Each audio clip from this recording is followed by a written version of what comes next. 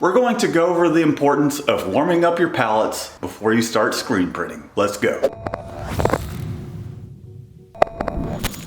Welcome back, Matt with Mikey Designs here. Before we run any print job or even run a sample, one of the things we do first is we warm up our pallets. Now there's many benefits to warming up your pallets. One of the benefits of warming your pallets up is it reactivates your pallet adhesive. We like to use a spreadable pallet adhesive that is water-based, and it reacts really well with heat, reactivates the tack, but it also allows you to use a spray bottle with some water and to be able to scrub the lint off, extending the life of your pallet tape. Therefore, it's saving you money. Whether you're on a manual press, even with something as simple as this 4-color one-station press, or if you have an automatic, no matter the situation, warming up your pallets is a must for us in our shop, and I think you should practice it too in yours. Another huge benefit is it will speed up your flash times. Have you ever gone on press and your pallets aren't quite warmed up, and once you get through a couple dozen shirts, or maybe even a handful of shirts, you've noticed that you're starting to over flash or things are flashing a lot faster. So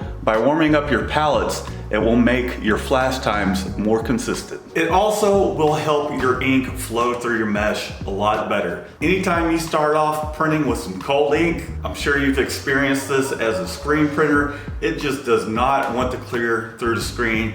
And it takes 2, 3, maybe even 4 pulls on white to get that ink to flow through. So warming up your pallets with that ink and that screen touching those warm pallets, it will also warm that ink up and make it flow through the mesh.